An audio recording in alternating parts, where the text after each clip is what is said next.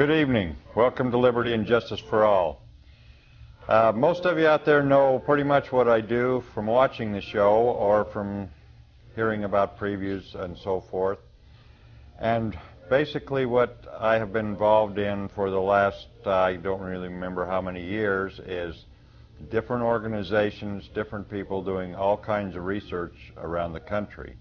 Now, from a lot of these organizations, I have been given basically instructions to hate this group, or to hate the government, or to dislike this, or something's wrong with all the groups. They put all these groups together, or they keep them separate, but I'm supposed to be a part of one and hate the other.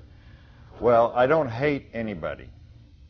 What I've found is there always seems to be some pieces missing somewhere.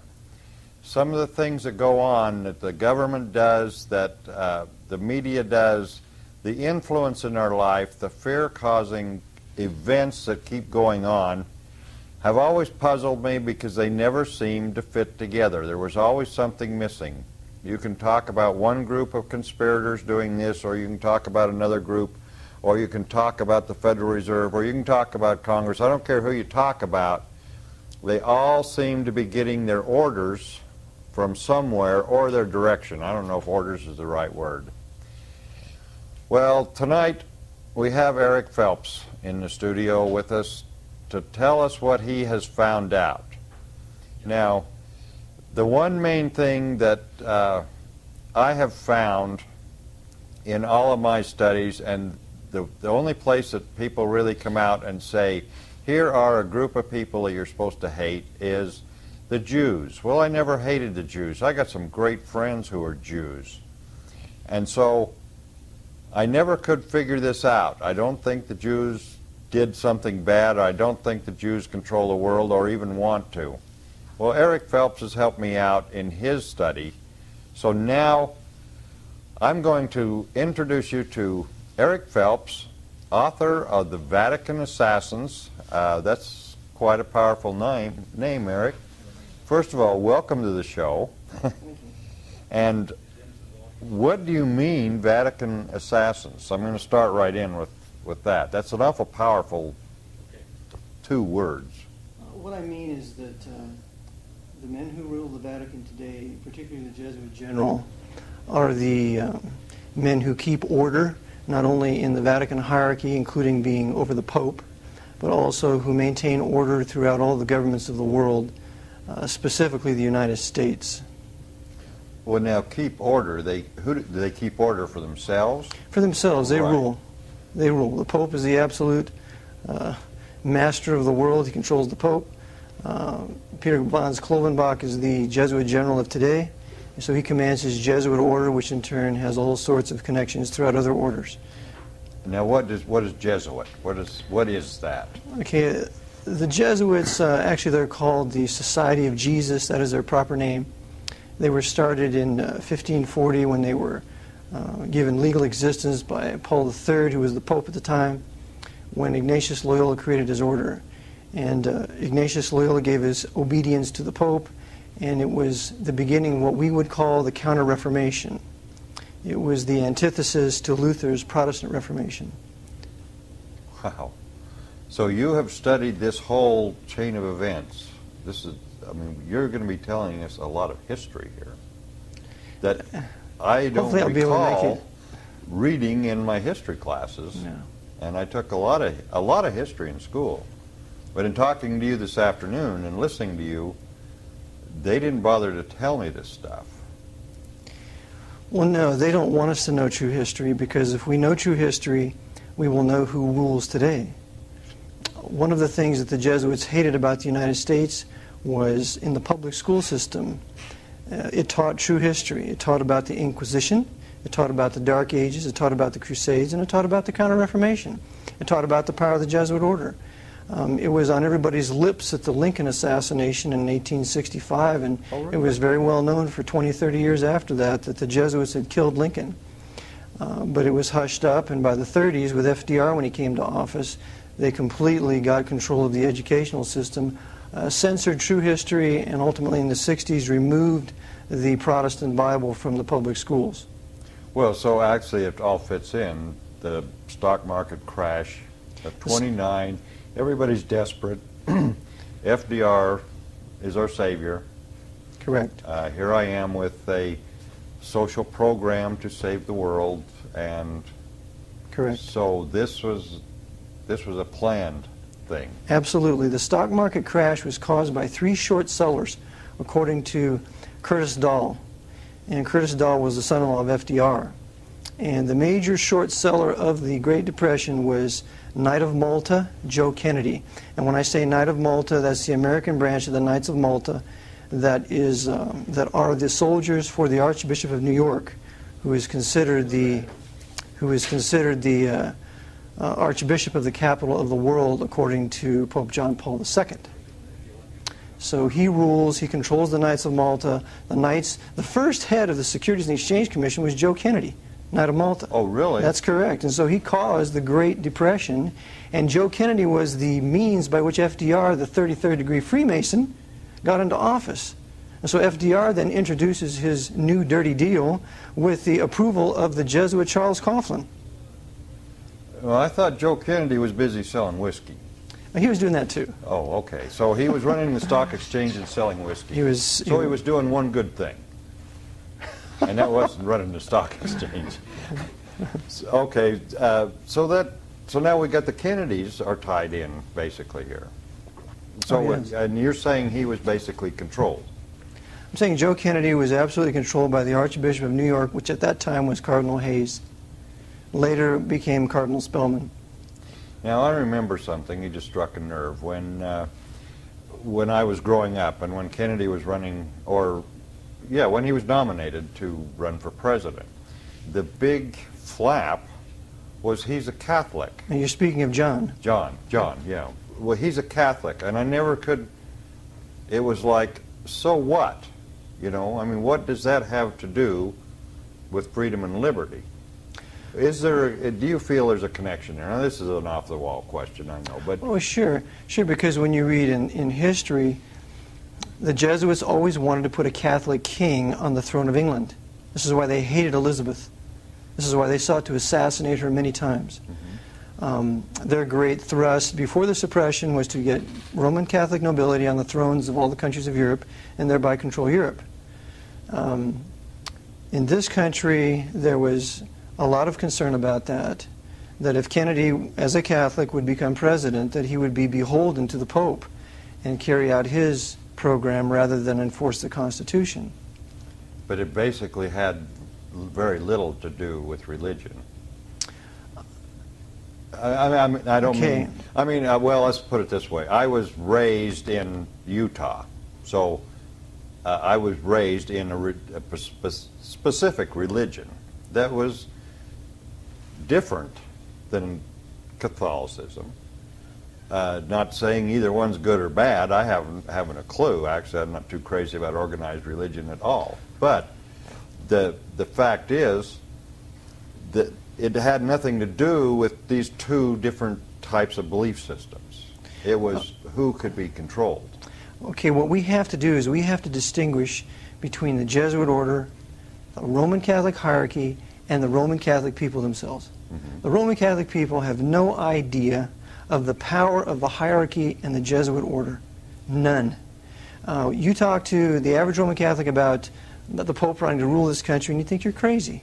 But that's because he's never been taught the doctrine of temporal power, which the Pope was given in 756 by Pepin the Great. 756. 756. Well, you're getting back there a ways. Right. He was given the He was given spiritual power in 606 by Phocas, and he was given temporal power by Pepin 150 years later in 756. And this isn't something that's just read to the average Catholic? No, and when you see the Pope's flag, you see the two keys. One represents temporal power, other spiritual power.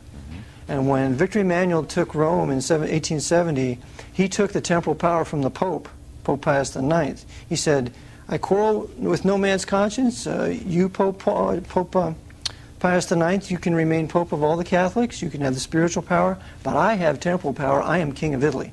And for that reason, the Pope locked himself in the Vatican and declared himself a prisoner.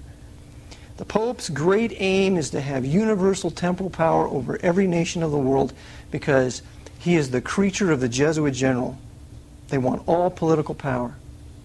So this, and to me it doesn't make sense because I believe in freedom and liberty for everybody. So this doesn't compute. When they want this power, obviously they want to control the wealth, and the wealth really of the world. Oh, sure. And if you control the people, obviously you control the wealth. Sure. You know, well, in this country, when they controlled FDR gave all the gold in Fort Knox to the Federal Reserve Bank. Right. Okay. The Jesuits controlled the Federal Reserve Bank, and they chartered it through their great agent, J.P. Morgan. Right. Okay. So, but I didn't know who was in charge. I knew what happened, and it's another one of those mysteries. Right. We know why we know this exists. We know that it's bad. Who's putting all this together? See, there's too much out there that now is all starting to fit together. Mm-hmm. Now I feel like things are kind of coming to a head. Mm-hmm. It's like a bubbling pot. It's bubbling, and all this scum is coming up to the top, and trying to scrape it off to find out what is down there is what's tough. And I think you are providing us with some answers. So, but it's all fitting together. Anyway, back to the Federal Reserve. There's no doubt that was forced upon the American people. Oh, sure. Sure, they forced it 2 days before Christmas through Congress Right. at night. Right. Sure. And then they sold it as something other than what it is. Right. Caused the Great Depression. Every bank that was not solvent after the Depression no longer could do business, and most of the banks were controlled by the Federal Reserve at that time. Right. Now they're basically all controlled by the Federal Reserve. And the purpose for the Federal Reserve Bank was to be able to be the exclusive extender of credit to the United States Congress for the building of a huge military-industrial complex by which they would use the American military to restore the Pope's temporal power around the world, beginning with what I call in my book the Second 30 Years' War, which began in 1914 and ended in 1945. I show that all the parties worked together. There were no enemies at the top. Hitler, Stalin, FDR, and Churchill all worked together through their intelligence agencies. Right. And you bring all this out in your book. And Correct. You've done this all. Now, what we do on this program mainly is we don't talk about theory. We talk about facts. We talk about what's written, what people have seen and documented, and that's what your book is about. Right. You're not making this stuff up. I have 650 quotes in my book. Wow. All indicating that everything you're saying is... I have no original ideas. I take from what these men have said over the last 300 years, these authors, and put it all together and paint the picture of what I have in the book. And generally that's what's bad for them, is when you take all the little pieces and put it together. That's correct, because history is the flow. Right. You have to get in the flow of history, so when you arrive at Dallas on November 22nd, you know what's been before, and so you can know what's going to happen that day. Okay, I know what happened that day. Why do you make reference to that? That was when Kennedy was assassinated. That's correct. That fits in here too? Absolutely. The book, I began my book for the purpose of exposing the Jesuit order with the Archbishop of New York and his Knights of Malta and high-level Shriner Freemasonry, which also the Jesuit general controls, as are the true assassins of President Kennedy. I show in my book that the Knights of Malta were in critical places at the time of that assassination, in the FBI with a man by the name of Cartha DeLoach, who still lives, who wrote a book called Hoover's FBI, with a man called John McCone, who was the head of the CIA, with another gentleman who was called Henry Luce, who controlled Time Life, who bought the Zapruder film for $150,000 and locked it up for 5 years until Jim Garrison had it subpoenaed for his trial of Knight of Malta Clay Shaw. I show that Frank Shakespeare was the head of CBS at the time, which is why he had his CFR crony Walter Cronkite do all the reporting. I show that Francis Stankard was the head of Chase Manhattan Bank, who was the one responsible for getting John McCloy on the Warren Commission. All these men were powerful Knights of Malta in critical places of power, all subject to Cardinal Spellman. And of course, Cardinal Spellman was a good friend of 33rd degree Freemason and apostate Presbyterian J. Edgar Hoover, and also the 33rd degree Freemason Allen Dulles, who was also formerly the head of the CIA, who was known as the gentleman spy. Now Kennedy wanted to dismantle the CIA, basically. That's right. And he printed silver certificates. Printed silver certificates. I was in error when I said United States notes. Yeah, he printed, so that was a big no-no. He attacked the Federal Reserve. He attacked the CIA. Remember, the CIA was created after World War II, which Lyndon Johnson called a murder incorporated, which Truman called the nefarious influence of a foreign power. And the CIA was patterned after the SS, and one of the men responsible for setting up the CIA was Hitler's most sinister general, Reinhard Gehlen, who also set up and helped to train the Mossad. He set up the CIA. That's right. He with Kim Philby, who later became supposedly a defector to Russia, but we know that the KGB and the CIA has worked together since their inception, because the NKVD and the OSS worked together during World War II. And we are not so naive to believe that abracadabra overnight with the beginning of the Cold War, these secret intelligence agencies became enemies. Right, exactly. Now you mentioned another one of my favorites in there, Arlen Specter. Where does he fit in there? Now here's a real piece of work. Well, as much as I hate to admit it, Arlen Specter is from the state that I reside in, and he has been a perennial senator ever since that day for the most part. I call him in my book Spelly's Jew. He worked for the Cardinal. He was the author, of course, of the single bullet theory. The zigzagging. The zigzagging, right. Ridiculous single bullet theory. Right. And for that, he was rewarded with a lifetime in the U.S. Senate. Mm-hmm. He was, of course, affiliated with the Council on Foreign Relations, and he has been a good boy ever since. Of course, he voted to acquit Mr. Clinton from being expelled from office. Right. And he's also a gun confiscator. Yeah. I mean, this is so amazing, these people and these things that are out there. And what the press does with it, where they draw the line. You can't say this, you can't say that, and everybody goes along with it. Well, I'm blown away. I mean, this show that we do, we try and tell truth. Now, before 10 o'clock at night, I can say Arlen Specter, I can say Clinton, I can say U.S. government, but I can't say shit. So you'll have to watch this tape after 10, by the way. I mean, this is absolutely unbelievable when people really find out about these people that are out there and what they're doing. If they just open their eyes, they could see it in the first place. Oh, sure. Sure, we have corporate monopolies everywhere. The Knights of Malta control AT&T, IT&T, CBS, PepsiCo. Their corporate structure goes to stratas we have no idea how deep. But it's the Knights control it. They also use high-level Shriner Freemasonry. They use the Knights of Columbus as well, and the Mafia. They all work together. Now, the people at the very top of all these organizations, are they aware that they're being used as they're being used? The high-level Shriner Freemasons, they would know. Okay. But most people. But most people down below, they don't know. The Knights of Columbus are taught to hate the Freemasons. They're taught that they're enemies. And at a lower level, they probably fight it out a few times. But at the high levels, you have, for example, at the beginning of the Vietnam War, the Secretary of the Navy was Francis Matthews. Francis Matthews was the chief of the Knights of Columbus when he came into office. He was the one responsible for ferrying the North Vietnamese Roman Catholics down to the south, according to Fletcher Prouty, which was the single most agitating thing that caused the Vietnam War. So here's this the highest Knight of Columbus working for Cardinal Spellman, causing the Vietnam War. And he's working in conjunction with other high-level Freemason and Knights of Malta. The Knights of Malta being John McCone, the head of the CIA. Prior to that, high-level Freemason of Allen Dulles, head of the CIA. So they're all working together. You just struck another nerve. Vietnam. Been there, done that. Not happy about it. What was that all about? Now, were they there too?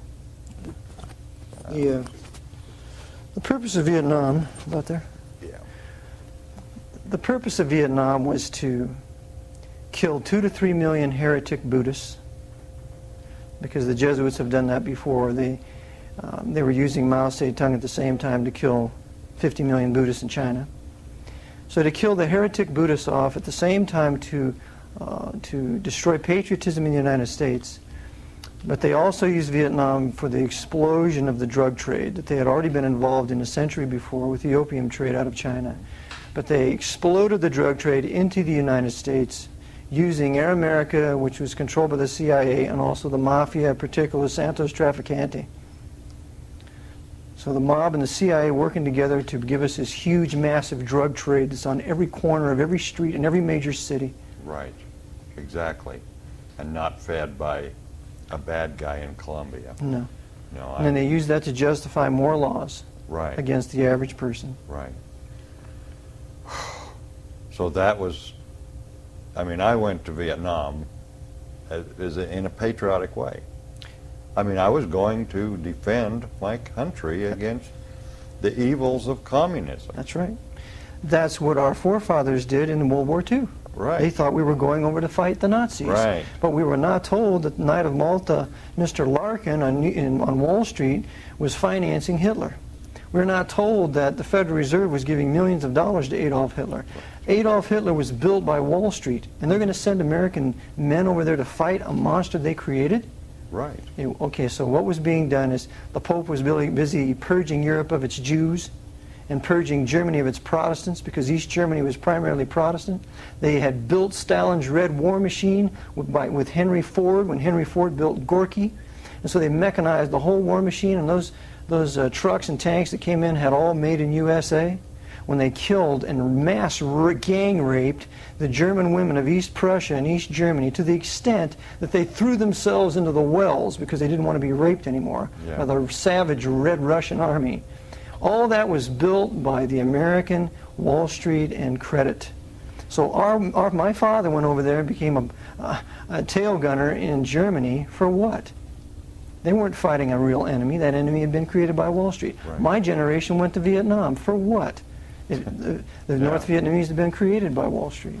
Right, exactly. So it was to purge heretics pursuant to the Jesuit oath, to make relentless war, to extirpate all heretics and liberals from off the face of the earth, no matter how many Roman Catholic people they have to kill. No matter people, all people. Right. Now, what's wrong with the Buddhists? What was their big problem with the Buddhists? Well, the Buddhists were not under the control of the Pope. They didn't need him. They could have a sustaining lifestyle there in Vietnam. Furthermore, the Buddhists have been the enemies of the Jesuits for many years. The Jesuits that came into Vietnam or into Japan in the 1500s and 1600s and sought to take over Japan. Well, the emperor expelled the Jesuits in 1639, and the Jesuits were not allowed to go back to Japan for over 250 years until they were given formal re-entry in 1913. So magic year. Right. So it was the Buddhists have been the enemies of the Jesuits for a long time, but the Jesuits feigned themselves to be Buddhists to get control. But the Buddhists, and I've had a lot of experience in Vietnam and other places with Buddhists. Buddhists are about one of the most gentle groups of people, loving, caring, leave me alone, I'm going to learn for myself. I mean, they're not war people. Right. They're not even. But they don't want to be controlled by the Jesuit temporal power. Right. Because that's why the Buddhists set themselves on fire in Saigon, because of the terrible persecutions of that Jesuit tool, Diem.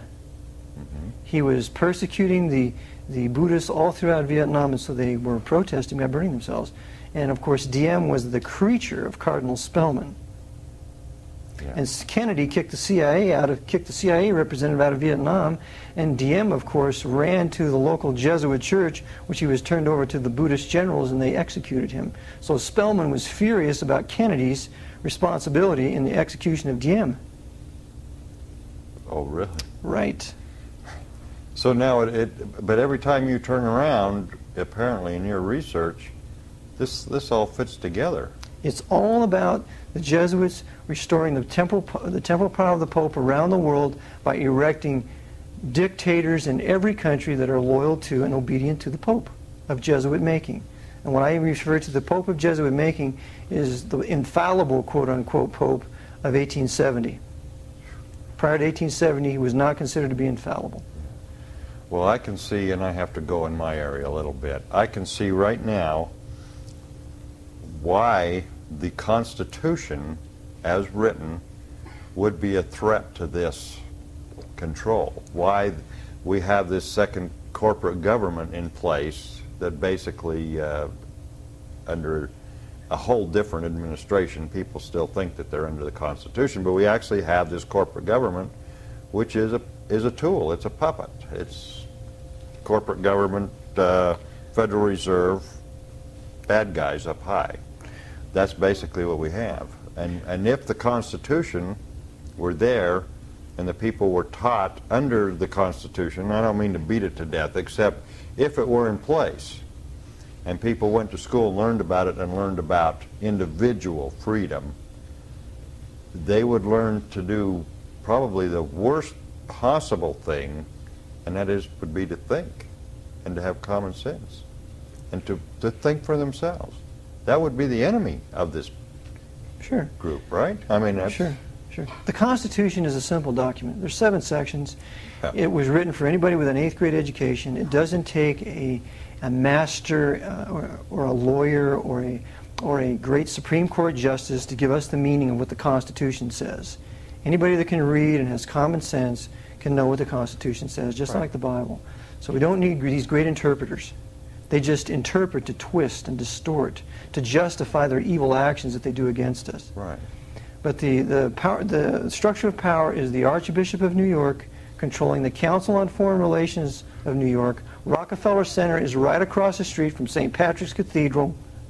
The Knights of Malta, located in St. Patrick's Cathedral, can go right across the street to Rockefeller Center, to Time Life, and then from there the CFR controls all the bureaucracies of the federal government. Right.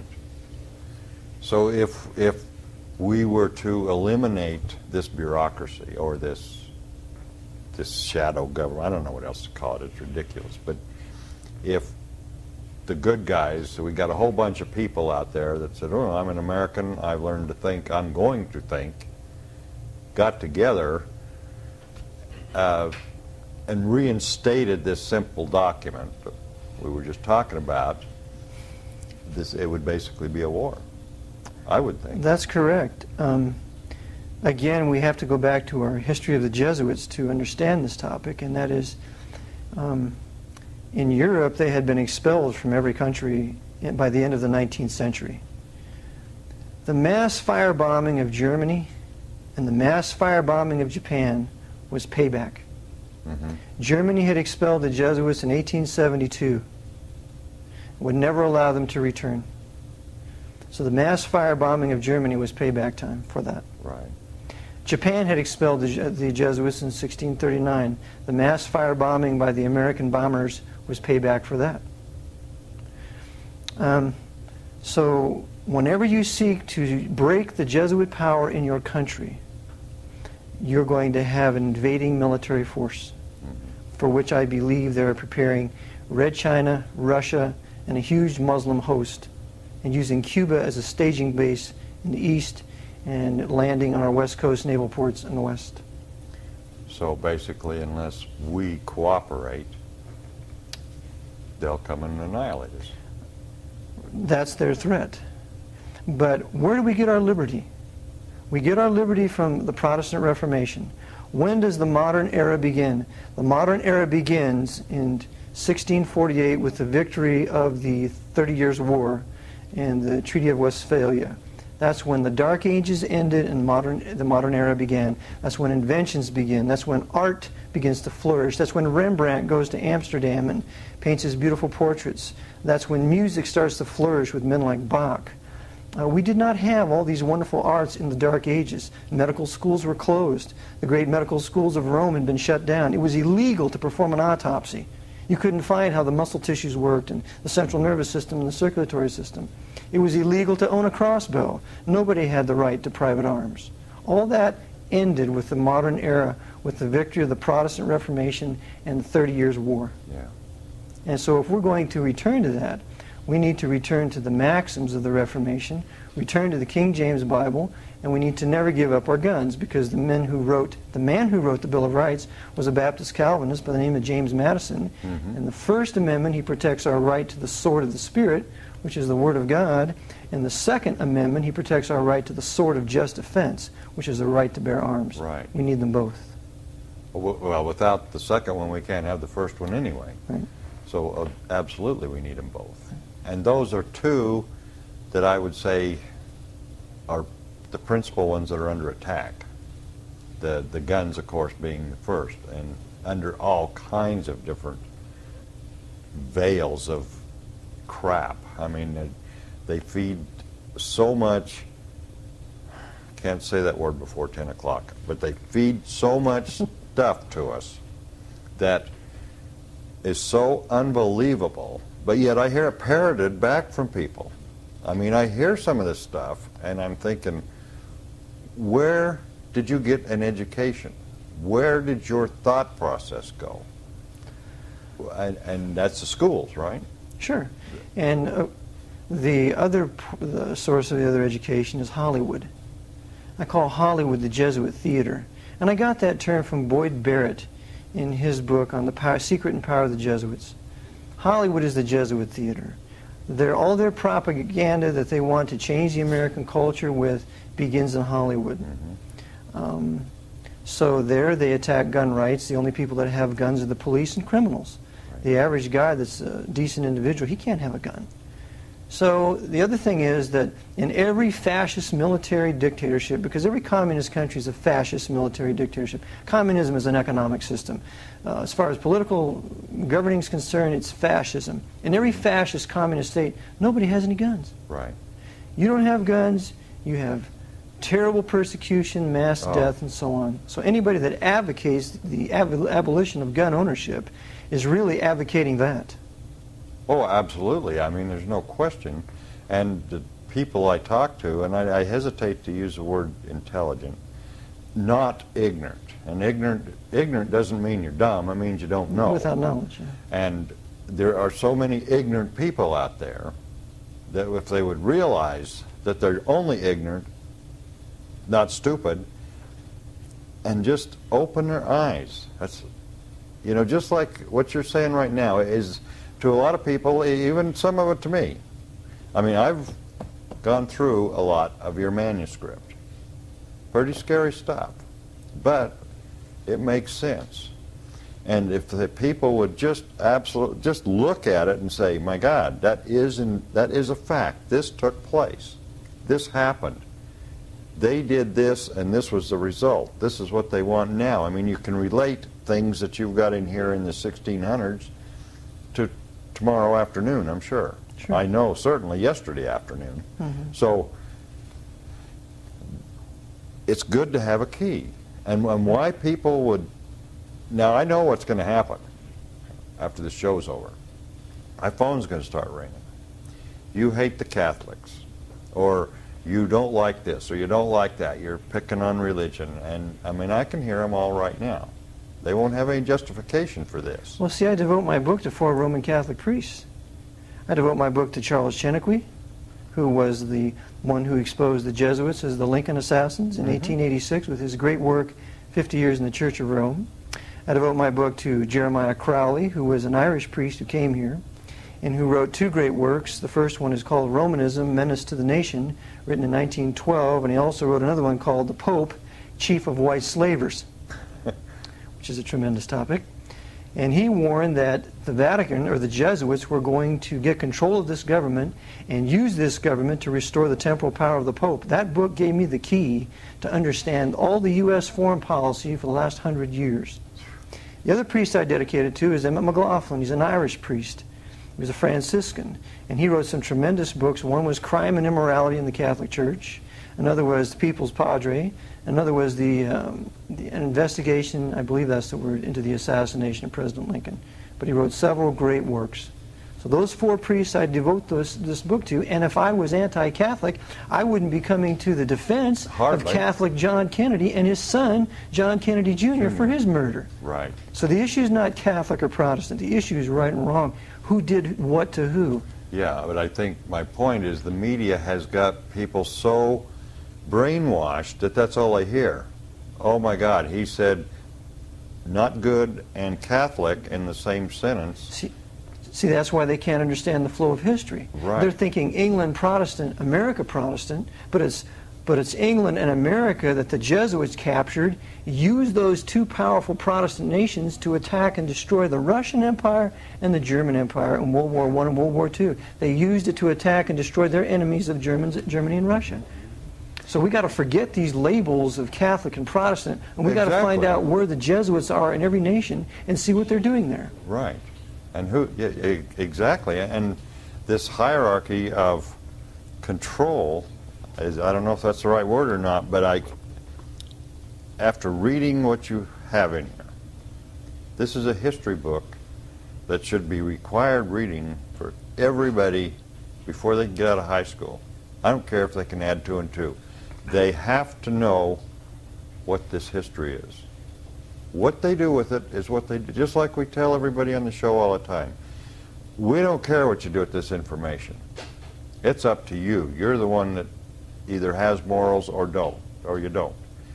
So if you're armed with the history, if you're armed with the knowledge, then you can determine what's right and wrong and how you're going to react. But I don't know, how can we go about getting this in all the 3rd grade primer? I think this would be perfect. It's, there's always been good men of every age, and always men who wanted to do what was right of every century. And it's going to have to be up to them. There is no Savior. There is no hero, humanly speaking. I mean, the Lord Jesus Christ is our Savior if we believe on Him by faith, according to Romans 1:17. But as far as men that live now, there's no one that can come and deliver us from this. It's going to take individual good men and women that will speak the truth in love and then do what they can in the power of the Spirit to resist these men, because at the top they're Luciferians. They worship Lucifer, and so there's a lot of occult power in what they do. So it's not just physical. And when good men and women begin to do what they should do, then things will change. Automatically. It isn't like a war. You don't have to line up and start shooting. Well, beginning, it's a spiritual war. It's a spiritual warfare that we have to deal with. But unfortunately, it always becomes physical. They always bring in an invading army. That's their only answer. I mean, sure, that's their answer, and they're prepping them now for that. For example, the bombing of the Chinese embassy in Yugoslavia. I mean, that was not a mistake. They're firing up the Red Chinese to want to invade us. Yeah. And they're going to do the same thing with the Russians. They're firing up the Arabs to invade us now. They've already entered into a pact to destroy the great Satan. So when we see all these foreign soldiers coming and mercilessly doing what a foreign soldier does, hopefully we will have been prepared for that. Right. And spiritually is our main preparation. Spiritually is our main preparation because, for example, the American Revolutionary War, before those men won that war, there was a great revival called the Great Awakening of 1735 with the preaching of Jonathan Edwards and sinners in the hands of an angry God. Yeah. Men needed to repent, and when that happened, then they had the guts and the fortitude to trudge it out at Valley Forge. To fight. Yeah. Now, I don't remember a lot of that in the history books either. No. Who writes history books? To the victor goes the spoils. Whoever is in control writes history. Right. So if you have men with an agenda for world government and the Pope ruling your country, they're going to write the history. Like Macmillan, like Scribner, like all these various publishing houses out of New York. They wouldn't touch my book. Whoa. Because the Archbishop controls all those publishers.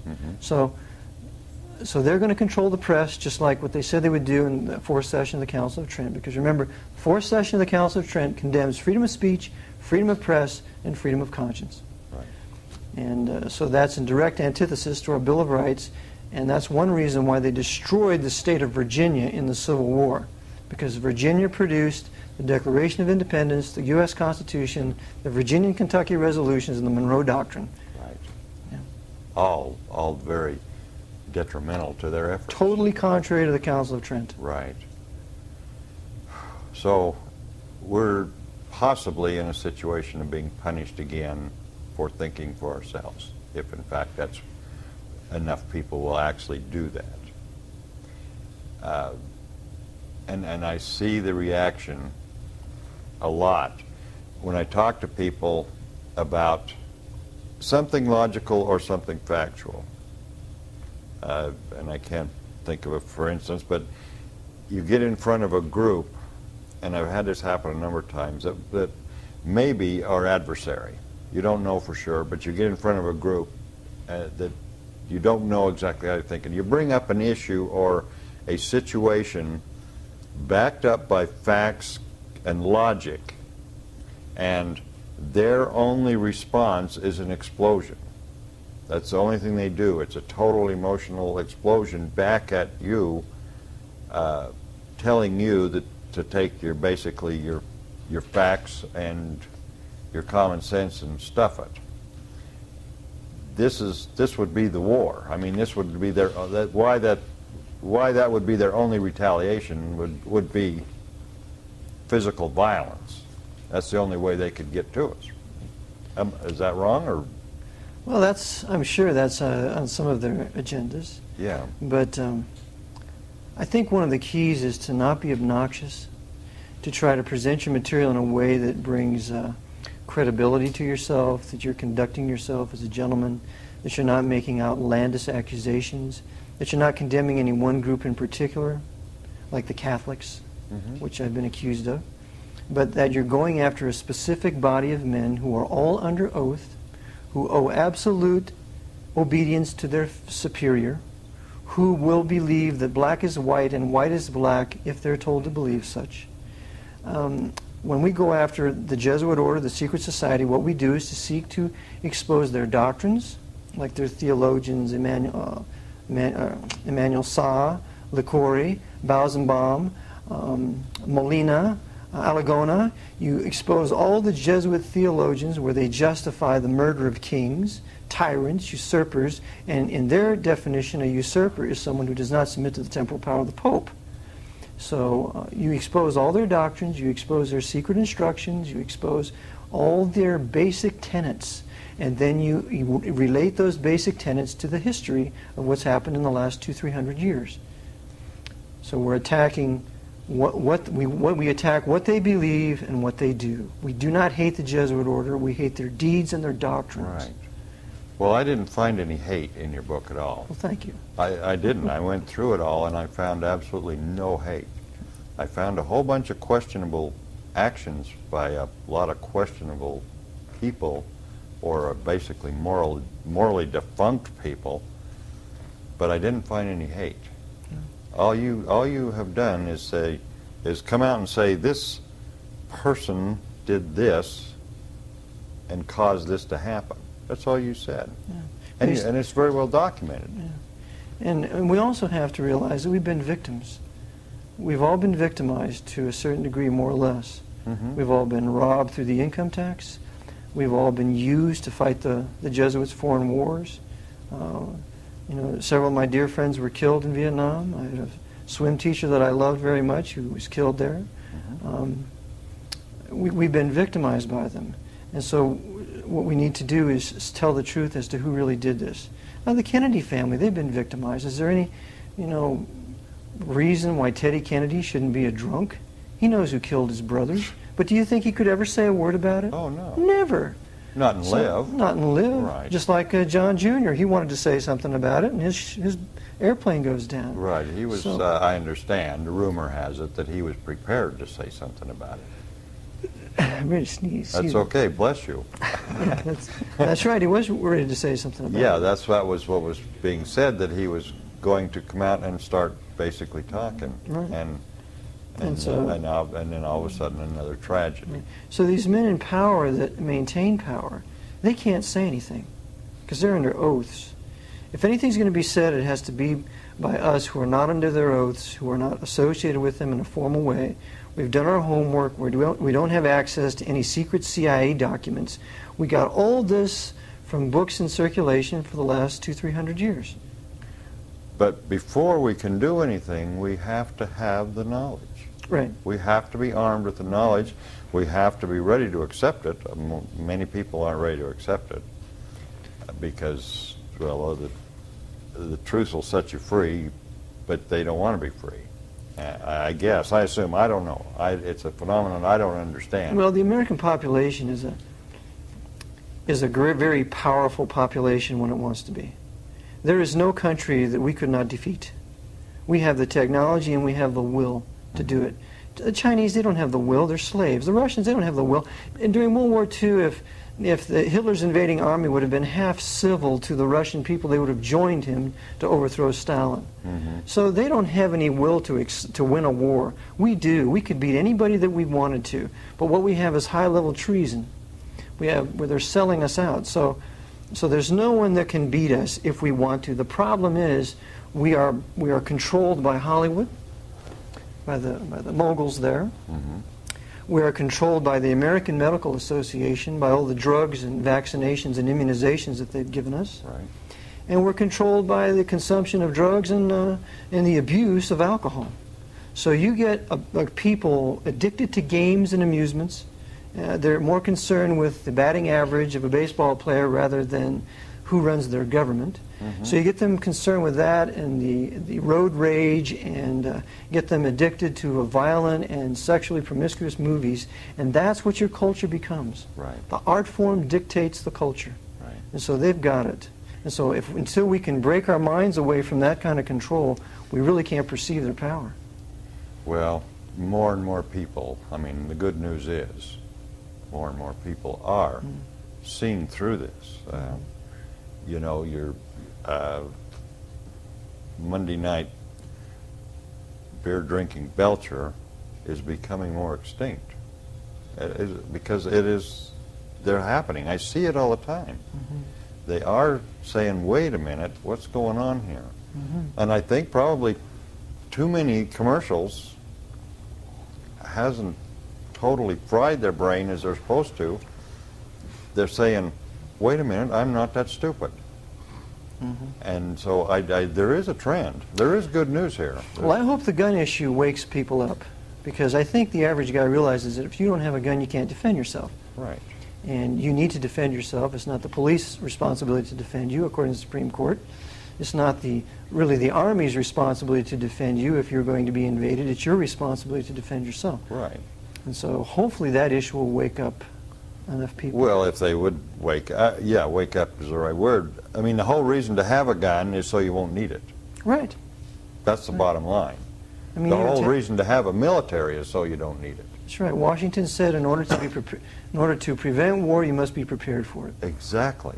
I mean, if I act like a sissy walking down through a tough side of town, I'm going to get beat up. Right. But if I walk down through that town and I look them square in the eye and they know they're going to deal with a man, they're not going to bother me. Right. And it's the same way when you deal with nations. Nations will abuse you and misuse you and take advantage of you as soon as they can see that they can do it, unless you let them know that we're not going to tolerate this kind of behavior. Right. And then they're your best friend. Right. Absolutely, Sure. yeah. They'll do anything to be your friend and stay your friend. So how are you going to get this out there? Well, I'm trusting the Lord that I will be able to find a publisher to publish it, and then hopefully it will be distributed and people will want to get it. Well, I hope so too. I would like to get it in the hands of every preacher, that he could preach it from the pulpit, because that's where it needs to begin. And then in Christian schools where they could begin to teach that to the children. Right. Because my generation and my father's generation was pretty well brainwashed, and what we need is a younger generation that knows the truth from about the time they're 18. And that would make a great difference. Right. Well, that means we got to put it together in the schools now. Or at home, too. And at home. Because fathers don't spend time with their children anymore. Well, the system also is set up to where the father and the mother, when there are two parents in the home, have to work full time just to pay taxes and survive and raise their 2.5 kids. I mean, it doesn't. To me, the system designed isn't just because the government and everybody else needs more taxes.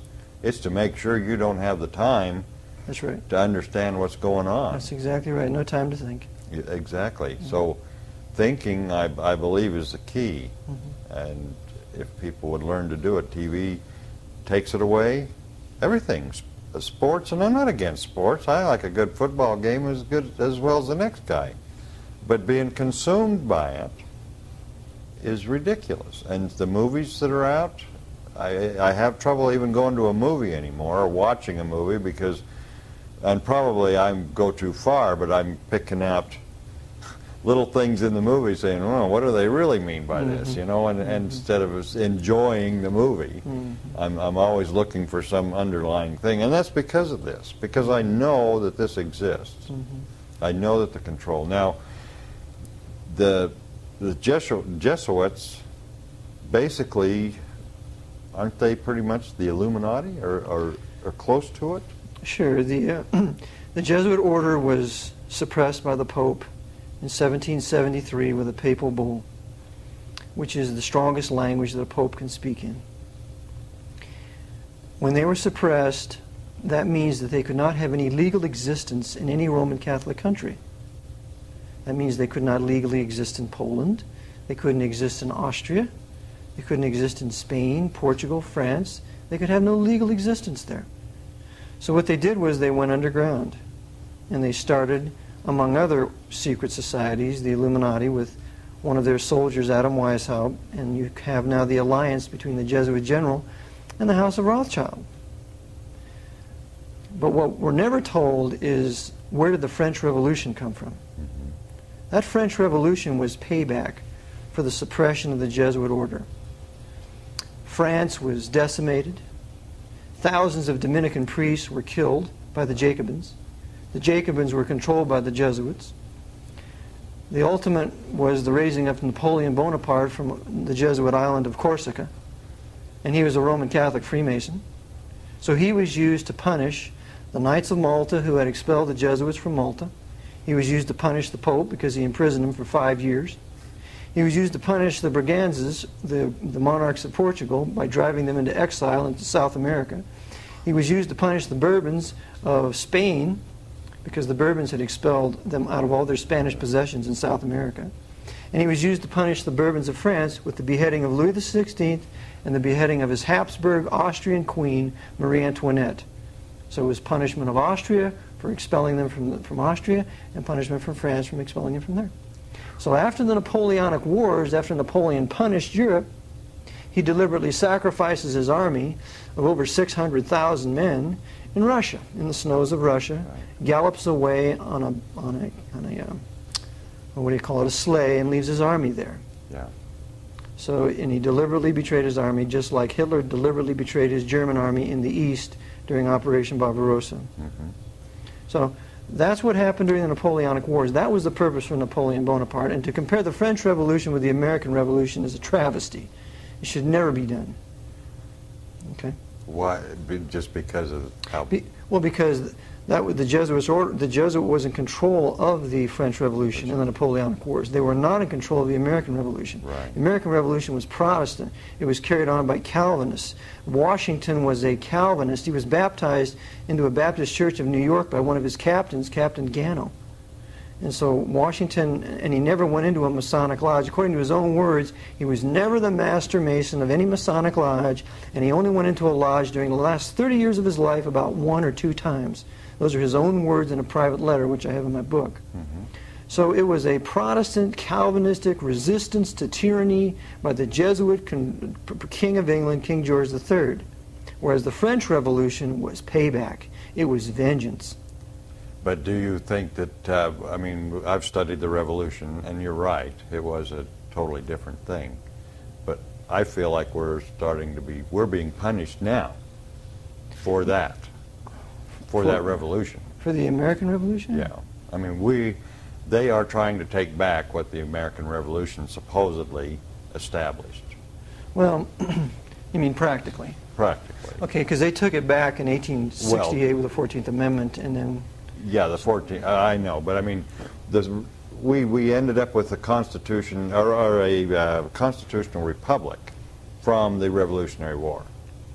Correct. Supposedly. Okay, absolutely. And it didn't last that long. Only lasted until 1868. 1868 went with the 14th Amendment. And that created the Holy Roman American Empire. Right. From 1868 to the present, by which they used it to restore the temporal power of the Pope. Right.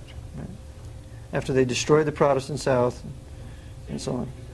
But they basically, I mean, they lied to us. Oh, sure. I mean, it's still in the school books. I still Sure. read the 14th Amendment was put in to free the slaves. I mean, It's ridiculous. It's absolutely ridiculous. If people, again, would study it and learn what it says and what it means and then know who they are and remember how to think. Or just think. I mean, just when you see something going on that doesn't make sense, think about it. That's all. Well, when you have professionals that don't want to think, it's very hard to ask the common guy to think, even though they're probably more capable. For example, we have an epidemic of cancer, and yet nobody wants to deal with the causes for that. Right. We have an epidemic of heart disease. They don't want to deal with that. So it's a difficult thing to do, but if we want to be free, freedom carries with it the responsibility of being able to think for yourself and doing what you need to do.